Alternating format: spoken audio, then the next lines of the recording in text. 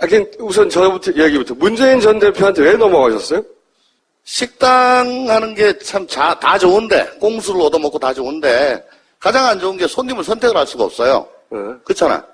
나 그냥 집에 있는데 누구 보자 그러면 안 봐 그러고, 뭐 안 나가면 되는데, 손님 들어오면 쫓을 수가 없잖아요. 오시는 분, 뭐 손님이니까. 뭐 많이 알죠, 뭐 때문에 오신지. 만약에 무슨 조건을 내걸었으면은, 저는 아주 편했다라고 생각을 합니다. 거절하기가? 예, 뭐 시켜줄게. 뭐 됐다고 가시라고. 근데, 저를 어떻게 해주겠다는 그런 얘기는 전혀 없고, 어떻게 해달라, 자꾸. 아니, 왜 나한테 그러십니까? 근데, 여기 지하철, 통로가 있는데, 요 앞에 뭐 거린이 있다 봐요. 한 사흘 정도 그냥 지나면, 나흘 정도 저는 미안해서라도, 뭐 다만, 뭐 500원짜리라도 1000원짜리라도 줄 것 같아. 거듭되면은 사람이 나중엔 참 공색해지고, 예. 뭐 지금 문재인 대표와 거린과의 관계. 적선했다는 건가요, 적선? 뭐 해주세요. 뭐 주세요는 마찬가지. 뭐라고 하던가요, 와서? 야당 마음에 안 들 줄로 안다. 근데 이렇게 돼가지고 되겠냐. 그 강한 야당 될 수 있게 당신 같은 사람이 와가지고 좀 도와주라. 그래, 왜 하필이면 나냐. 나는 지금 되게 힘든 상황인데 왜 자꾸 힘들게 하냐. 그랬죠. 그러니까 그게 무슨 얘기냐면 그동안에 계속 당내에서 헤게모니 싸움만 하지 않았습니까? 그런 야당 체질로는 이번 총선, 내년 대선 아무 희망 없다고 이미 생각을 하셨던 것 같아요. 그래서 좀 신선한 사람들이 들어와서 당내 분위기를 좀 바꾸고. 문재인 전 대표 의도는 그러했을 게 당연한데, 네. 본인이 그걸 어느 순간에 받아들인 거예요? 그래, 할 수 없다, 나가자, 이렇게? 아니, 그러니까 그분 눈을 한 너댓 번 계속 그런 식으로 하면은 그 사람 좀 환장합니다. 예. 아니, 거절하는 게 되게 하여 그 나쁜 짓 같아요. 아니 근데 그 눈을 보고 어떤 사람은 정말 사슴 같은 눈이어서 내가 어쩔 수 없었다라고 말씀하시는 분이 있고, 또 어떤 분은 그 눈이 무서웠다. 독수리 같은 눈이다. 뭐 그렇게 잘못한 게 말씀하시는 있나 분. 보지 뭐. 어느 쪽이세요? 아니, 사슴이에요. 사슴이요? 아, 진짜. 진짜. 그럼 보통 이럴 경우는 이제 사모님들이 정치를 반대한단 말이죠. 네, 반대하죠. 엄청 네. 반대하죠. 사모님을 그럼 어떻게 설득하셨어요? 결국은 제가 어쩔 수 없겠다 싶어가지고 알았다 그러면 내 와이프한테 한번 얘기해볼게. 뭐 와이프는 당장 이혼하자 그러고. 아니 뭘 미쳤냐 그랬겠죠. 미쳤냐. 뭐 구속영장 들어가고 생쇼를 하더니 이제 난 식당 아줌마 시키더니 뭐. 안 돼.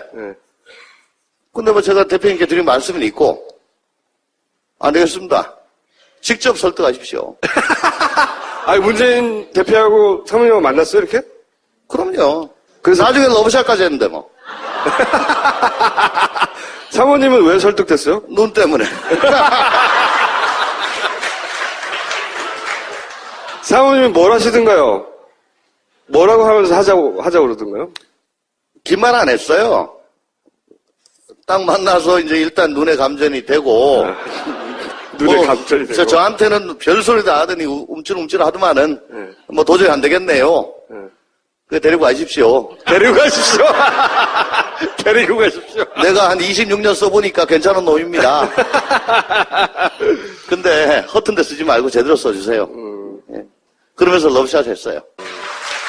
15년 1월 달에, 1월 초에 참으로 저 개인적으로는, 그 개인적인 이유를 어쩌면 참 개인적으로는 참 감당하기 어려운, 사실 제가 국정원에서 평생 이렇게 지냈기 때문에 멘탈이 강한 편입니다. 그렇죠. 멘탈이 강한 편인데도 참 감당하기 어려운 일을 당해서 굉장히 이렇게 참 시쳇말로 참 슬펐을. 근데 대표님께서 저를 위로해 주셨습니다. 근데 그 위로를 받고 참 고마웠어요. 위로가 뭐 아주 말이 많은 것도 아니었습니다. 어려운 일을 당했다면서요. 그러면서 참 그렇게 걱정합니다. 유감입니다. 뭐 이런 정도의 아주 짧은 얘기였어요. 근데 제가 그때 그 위로를 받고, 내가 나중에 이제 주위에 있는 분한테 내가 나중에 만약에 대표님을 혹 도울 일이 생긴다면 그때는 주저하지 않겠다. 그랬더니 조금 몇 달 있다가 바로 전화 오더라고요. 그 친구가. 그랬더니 이 땀 닦아도 되나요? 예. 그랬더니 바로 전화 오더라고요. 그랬더니 뭐 이렇게 해서 얘기가 됐는데 참 제가 그때만 해도 이제 문재인이라는 그분이 그 개인 캐릭터가 굉장히 좀 이렇게 진솔한 분 아닙니까? 한마디로 정의하면은. 그 역시 만나도 진솔하더라고요. 말도 투박하고. 어떻게 보면 물변에 가까울 정도로 말도 많이 안 하시고. 근데 이제 8월 달에 참여를 한 다음에 제가 그 얘기를 완곡하게 했어요. 대표님께요? 예, 대표님께 그렇다고 그때 고맙습니다 이런 것도 아니고 완곡하게 했는데 모르시더라고요. 그때 제가 굉장히 감동을 받았습니다. 내가 이 남자를 위해서 내가 한번 내가 해보겠다. 그런 건데, 예. 왜? 이 사람은 그때가 이제 굉장히 바쁠 때였어요. 저한테 전했을 때가 그때 대표 선거를 놔두고 대표 선거가 2015년 2월인가에 아마 있었을 겁니다. 그래가지고 굉장히 박빙의 선거가 막 박빙에 막 그랬을 겁니다. 근데 제가 했던 건 다른 사람들은 그렇게 영입하고 저를 알 정도의 사람이면 생색은 아니죠, 사실은. 그런 게 있었는데 말이지, 그때, 근데 참 말이지, 뭐, 어쩌고, 뭐, 여러 얘기를 하면서, 소위 그걸 아는 체를 하거나, 뭐, 이렇게 또 좀, 이렇게 하면 생색을 내지 않습니까? 근데, 그런 게 전혀 없더라고요. 그러니까 그분은 누구한테도 그렇게 진심으로 얘기를 하는구나. 그리고 그 얘기를 담아두지 않는구나. 그러니까 본인이 일상생활인데 그걸 기억을 할 수 있겠어요. 이런 남자면 내가 이 사람을 위해서 내가 만약에 할 일이 있다면 정말 주저하지 않겠다. 그러면서 오히려 그때 저는 더 그걸 갖다가 사실 느꼈습니다. 두 분이 문재인 왜? 대통령을 만나셨나요? 네네네, 만났죠. 같이 만났죠. 결정적인 게 뭐예요, 결정적인 게? 왜 보냈어요, 나를? 그러니까, 그 결정적인 험한 거. 곳에. 그래, 가자, 이렇게 한 결정. 떨고 있다는 느낌이 들었어요. 이 흔들리는구나, 라는 느낌. 그런 제안을 받은 순간? 네, 그 얘기를 이제 전해주는 순간 이 친구가 그 눈동자가 흔들리면서 그런 느낌이 들었어요. 눈동자가 이거 흔들려? 해야 되는 거구나. 눈동자 흔들어 보세요, 한번. 그런데. 그런데 이제 이 친구가 가면 이제 경제적인 게 좀 어려우니까 저는 그랬어요. 대출 받지 뭐. 그런 얘기를 했습니다. 그리고, 그땐 퇴직금이 있다는 생각을 미처 못 했는데. 퇴직금이라는 좋은 제도가. 근데 그마저도 중간 정산을 한번 해가지고 얼마 안 되더라고요. 근데 한 넉 달은 버티겠더라고요. 이제 어떻게 해요? 이제 거의 다 썼어요. 네. 이제 한 달치 전화 받으셨어요, 혹시? 정도만 남아있는데 지금 전화를 못 받고 있어요. 이게 최종적인 결정은 어떻게 된 거예요, 그러니까? 그래, 하자. 이 결정이 어떻게 난 거예요? 그래 하자 이거는 문재인 당시 이제 대표님을 만나고 나서였죠. 왜? 만나기 전까지는 내가 그 영역을 할 수 있을까? 오케이 할 수 있을 것 같아. 근데 그 사람이 내 인생을 걸 만큼 진짜 대단한 사람인지를 확인하고 싶었어요. 저의 모든 것, 우리 가족 4사람의 모든 걸 걸어야 되는 사람이기 때문에. 근데 딱 만났는데요. 만나고 진짜 몇 분 얘기 안 하고 홀딱 반해버린 거죠. 얼굴에 또 넘어갔구만. 얼굴 하나 하고 끔뻑끔뻑. 얘기를 한 2시간 정도 밥을 먹으면서 이야기를 나눴는데 처음엔 바쁜 분이니까 할 말만 하고 한 30분 안에 일어나실 거라고 생각을 했거든요. 저도 그렇게 생각했어요. 근데 한 2시간을 계속 얘기를 하시더라고요. 그때 참 고마웠고 그리고 자리 약속을 안 하시더라고요. 내가 당신이 나의 손을 잡아주면 어떤 자리를 주겠다. 거기에 많이 당했어요, 사람들이. 거기에 또 감동을 하게 되더라고요. 자리를 안 줘서. 만약에 자리를 저에게 약속을 했더라면 되게 실망했을 것 같아요. 저는 시인을 선택한 여자잖아요. 그러니까 그만큼 돈이라는 것과 거리가 먼 사람이죠. 돈은 안 밝혀도 명예와 권력을 밝힐 수는 있잖아요. 권력은 아니고 명예. 얼굴을 밝힐 수도 있지, 얼굴. 얼굴, 그렇죠. 저는 부인을 못하겠네. 그러니까 남편분은 그러면 당시 문재인 후보의 어떤 말이 넘어간 거예요? 같이 넘어간 거 아니에요, 지금? 대부분의 그 정치인들은 약간 그 드센 기와 어떤 권위와 이런 것들이 많이 느낄 수 있는데 그분은 전혀 그렇지 않으셨어요. 그게 참 좋았고. 진짜 존경할 만한 어른이라는 생각이 참 많이 들더라고요. 정치인을 떠나서 대통령을 떠나서 이런 사람이 대한민국에 있다니 그리고 이런 사람을 내가 만날 수 있다니 그것만으로도 참 흥분됐던 순간이었던 것 같아요. 오늘 계속 TV조선 분위기로 갑시다. 예, 영입 인사로 1호. 박주민 의원님 몇 호시죠? 저는 꽤 좀 지나서 하여튼 그 총선 때 들어오신 그 영입 인사가 두 분이 동시에 된 거가 그쵸. 이제 가장 큰 인연인데 그때 두 분을 영입하신 게 문재인 전 대표잖아요. 네. 그때 문 대표가 뭐라고 했어요? 오늘이 사실은 1주년 기념일입니다, 제가. 그때 입당 1주년? 입당 선언, 그렇게 일찍 하셨었나? 작년에? 네. 아무래도 1호였으니까. 12월 27일, 예. 딱 1주년이에요, 오늘. 그래서 그때 오늘 문 전 글도 대표가 올렸어요. 뭐라고 꼬셨었어요?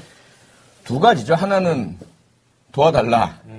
박주민 의원님과 유사한 형태의 그런 구걸 같은 야당이 어렵다. 탈당하고 분열하고 도와달라. 이제 이런 말씀이셨고요.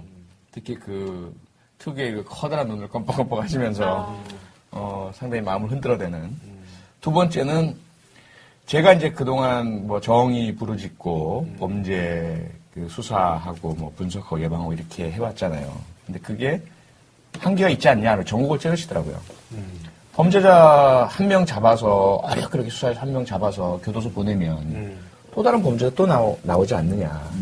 결국은 그 저변에 있는 사회 문제가 해결이 돼야지 정치가 그걸 하는 거 아닌가. 법 만들고. 뭐 그 두 가지 완전 넘어갔죠. 기대했던 어떤 뭔가 멋있는 멘트가 아닌 것 같아. 그러니까 정치를 안 하시겠다고도 했었는데 이걸 뒤집을 만큼의 한 방이 뭐가 있었을까? 그분이 그런 분이에요. 그리고 무슨 막 그 드라마틱한 걸 하거나 꾸며대거나 또는 뭐 상대에게 적합한 뭐 단어나 이걸 골라와서 하거나 이런 분이 절대로 아니거든요.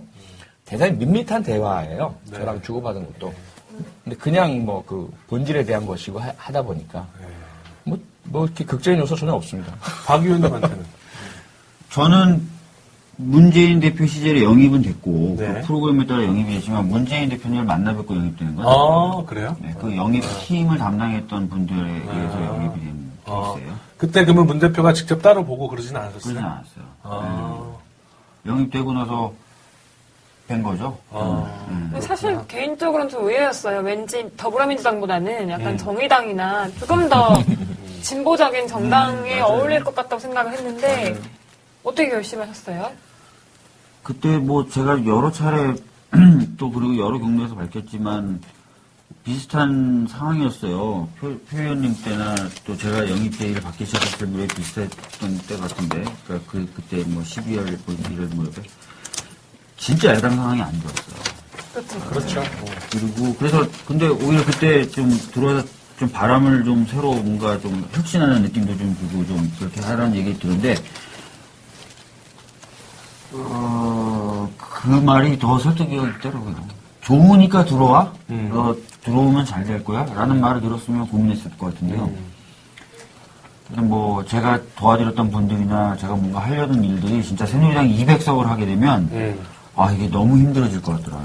생각이 드는 상태에서 도와달라는 식으로 제의가 들어오니까 거절하기가 더 어려웠어요. 특히 이제 그때는 세월호 변호사로 이미 자리매김을 하셔가지고 세월호 문제의 어떤 해결을 위해서 입법적으로 길바닥에서 이제 뛰어다니실 텐데 사실 뭐 세월호 특별법을 협상할 때 19대 때 저 맨날 가족분들 따라서 같이 회의석상에 참여해서 돈을 주려고 드렸지만 드러나지 않은 비하인드 스토리가 굉장히 많아요.